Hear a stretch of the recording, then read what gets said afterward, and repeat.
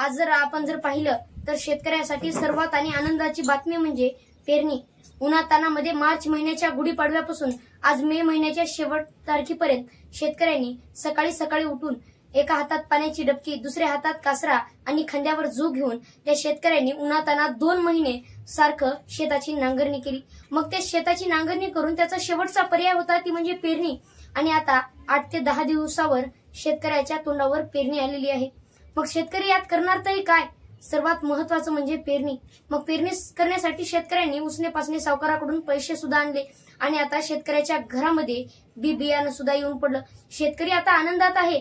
उन्हाळ्याच्या 2 महिन्यामध्ये शेतकऱ्यांनी ना एसीच्या रूम मध्ये बसून कूलरची हवा घेतली नाही, तर ते 2 महिने सतत शेताची नांगरणी करत तो राहिला, अफाट झटत राहिला। कशासाठी? या पेरणीसाठी। मग आता शेवटी पेरणी तोंडावर येऊन बसलेली आहे। मग आता शेतकरी समोरचा सर्वात महत्त्वाचा प्रश्न म्हणजे पेरणी।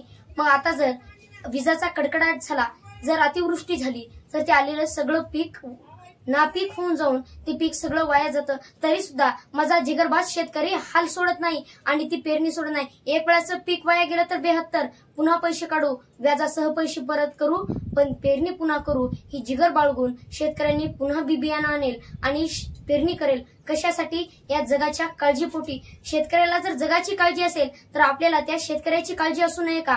हा प्रश्न आपल्या मनामध्ये निर्माण झाला पाहिजे।